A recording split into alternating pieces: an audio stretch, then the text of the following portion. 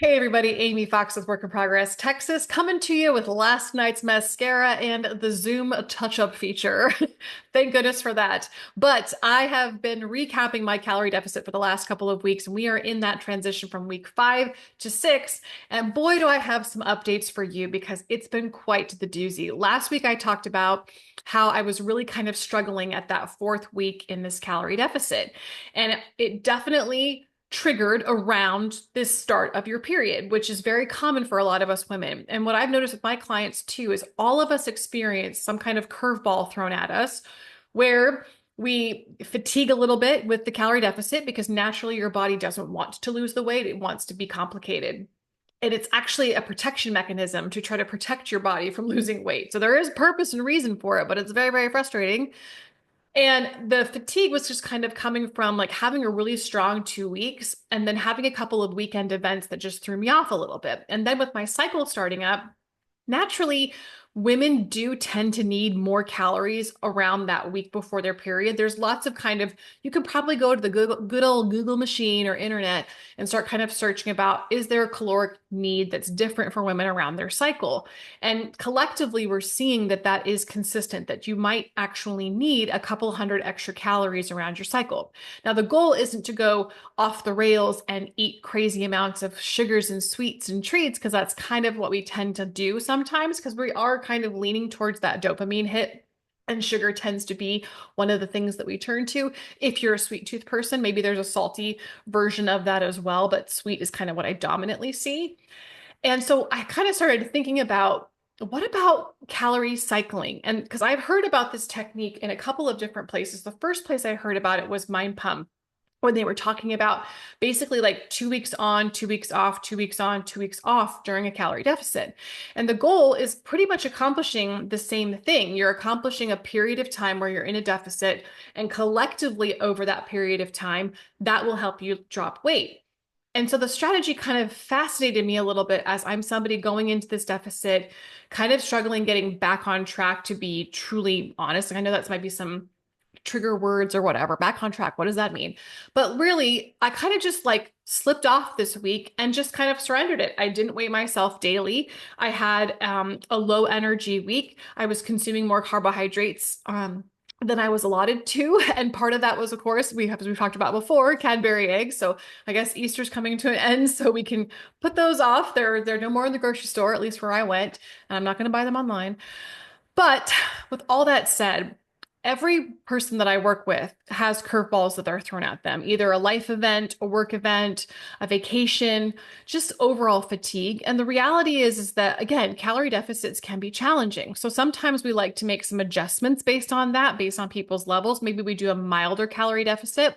But then I got to thinking about this cycling concept. And what if we did eat a little bit more calories during your cycle, like probably a couple of days before your period, maybe a couple of days into your period, but then you have to have the willpower to make sure that you get back into your groove, because once you start eating more, it's really hard to like be like, okay, I guess I'm going to take some away again, because that's what a calorie deficit's doing.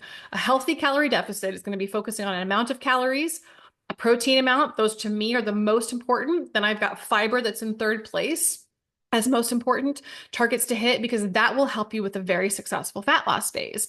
And then we can bounce between a 300 to 500 calorie deficit. We don't have to go extreme like 700 calories plus or whatever.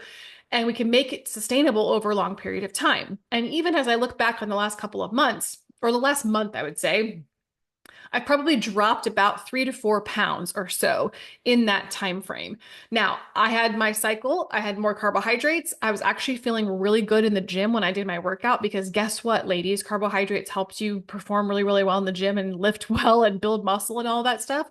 So I had this moment of like kind of craving of like, as I talked about last week, do I want to give up a calorie deficit? Do I want to just go back into building? What do I want to do?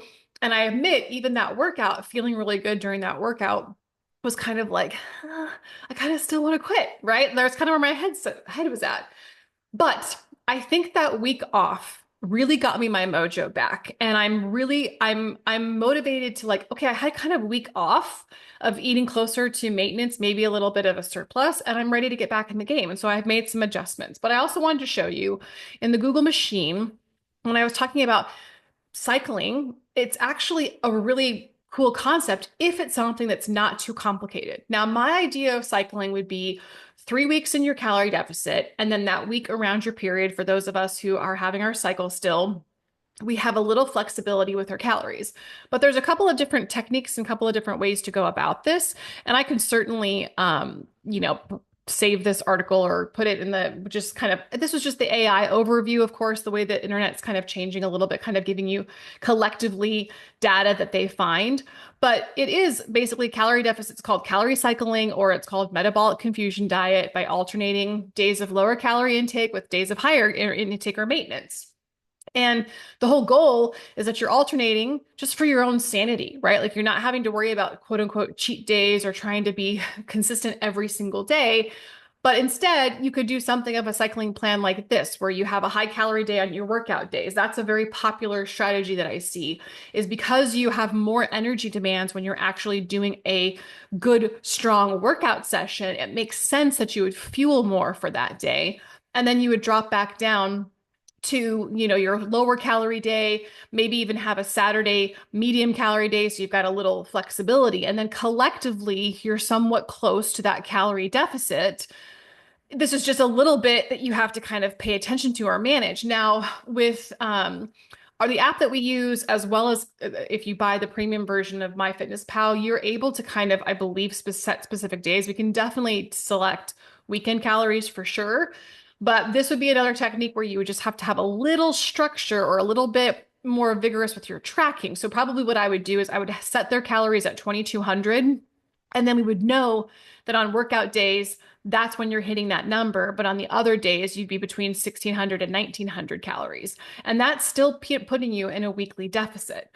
So if this kind of catches your interest or whatever, what I'm going to start trying a little bit is potentially eating a little bit more around my cycle to give myself a little bit more wiggle room there, but then get back on track to where it's basically 3 weeks on, 1 week off. That's what I'm doing. The other thing that I'm changing to is I am actually have a couple of different clients, and I might have mentioned this last week too, that are going to be doing a 15-minute a progressive overload program. Throughout this whole week, we hit every single body part, we challenge every single body part. Technically, the seventh day is a bonus day or a rest day, because it is good to have a rest day, but that is abs and booty. So I feel like all the ladies will want it. But either way, if they miss a day, it's okay. It's not the end of the world. We're still kind of hitting every single body part. My fellow coach, Jess, hi, Jess. And if you're watching, she kind of inspired me lately to kind of see that she's been doing these morning sessions of, I think she's been doing about 5 to 6 days a week. I think she does have one day off. And I was like, I want to do something like that too with my clients. I've got some clients who have really, really crazy schedules, really hectic. And then even for myself, where I've had to make some adjustments to my schedule, and I always like to test things out too. So me and a couple of clients are testing out this 15-minute program. And so basically my goal is that I'm going to wake up in the morning, do my little workout session, which is usually about 2 to 3 moves, and then go get my steps in, go get my walking in. Because as I've been monitoring my walking with a pedometer, just an old school pedometer, I'm seeing that first off, the phone is like the best so far. If you have your phone on you constantly, that's actually a really good pedometer. But I don't like to have my phone on me constantly. And I'm noticing with the ring at the watch that they just, sometimes your arm movements are obviously playing a role in some of, is that really a step or not? Even though I feel like you're still moving your body, so you're still burning calories, like maybe it should still count. But ever since Aura Ring had a firmware update, my step count is way lower than it's been. And when I've been doing it with the pedometer, I've been like, wow, it actually is matching more what the phone is saying. So all that to say is that I think collectively I've been undershooting what I've actually been getting in my step goals on a daily basis. And so that's something that I want to make sure I focus in on. And honestly, for most women, I think that minimum of 7 to 8,000 steps a day is a really healthy range on average to have. When you kind of get below 5,000 steps a day, you're really in sedentary status, and that is where chronic disease can impact your body. So there actually is a point where your metabolic health is determined by some of the activity levels that you have. And so that's why we use a range for steps to kind of give us an indicator of what are the common denominators between who are really crushing it with their health journey overall, like long term, like looking at people like who've been doing it for decades. What have they been doing for decades? And seeing that overall movement in general. is helpful just for your metabolic health and your cardiovascular health, et cetera. So that's why we try to just kind of have that minimum benchmark of about 7,000 steps a day, which is kind of a good indicator that you've gotten up and you've sat down and you've moved your body and you've taken a walk and you haven't just been chained to a desk all day long. So that's my game plan for starting tomorrow, getting the workout in, trying this new method of quick workouts before the day gets started, and then walk. And I'm going to jump back into my calorie deficit and get back on the plan.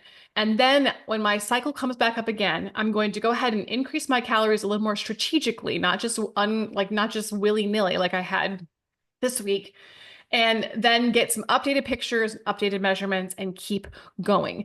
That is the general consensus that I want to kind of give you at this moment, is that there's going to be curveballs. It's going to be hard. There's going to be days that are better than others.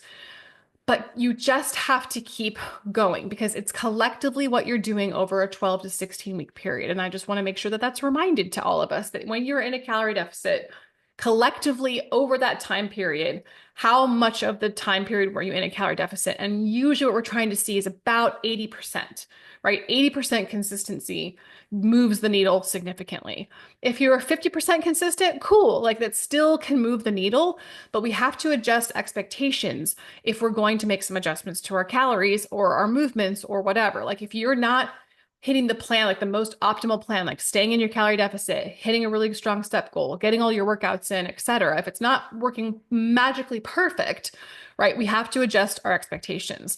In those situations where clients have been able to follow through with those plans, they've had incredible results. So we just have to adapt and move with what life throws at us. And I think for me, just again, sharing the transparency of like, man, like the fourth week was really hard and it kind of bled into the fifth week of being like, I don't really care this week, right?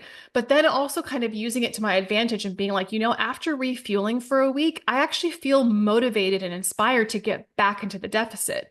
So that's why for the next 2 months, I will be doing that. I will be sticking to my calorie deficit. We've got Easter candy that's out of the house. And I'm going to, again, around my cycle, bump up my calories a little bit just naturally and actually have a strategy behind that, not necessarily giving myself permission to have more desserts, but have just some more fuel and just kind of see how, in a sense, diet cycling while working around my period, how that results. Because I just felt better getting more food in my body and it just felt like I refueled, which is what I did basically, and then kind of got ready for that calorie deficit to jump back in. Like I feel like tomorrow, I feel like I'm like ready. I'm like, okay, I can feel it. Like I feel like I can get back onto it, get back onto the fiber, get back onto the protein targets. I had enough sugar in the past week to kind of like last me for a while. I can feel it. And that's what I'll track this week. So game on, new workout sessions, new game plan, optimizing my mornings and just like kind of taking the off week and just going forward. So I'm just going to cut it short. I think that's probably a good synopsis of kind of where we're at here. And if you have any questions or thoughts or feedback, love to hear it. Again, appreciate anyone who's watching this journey that I'm on because it's like I said, I'm with you. Like I just know what you're going through. Like I can totally understand it. Um, yeah, that's you know what? That's all she wrote. That's all I got today. It's kind of been an interesting week. So I will definitely document how this first week goes with this new workout style and getting back to my deficit and moving forward to daily weigh-ins and all of that stuff too. So, yep, that's all I got for you. I hope that you had a great week and a happy Easter. And whenever you see this, and I'm here if you need me.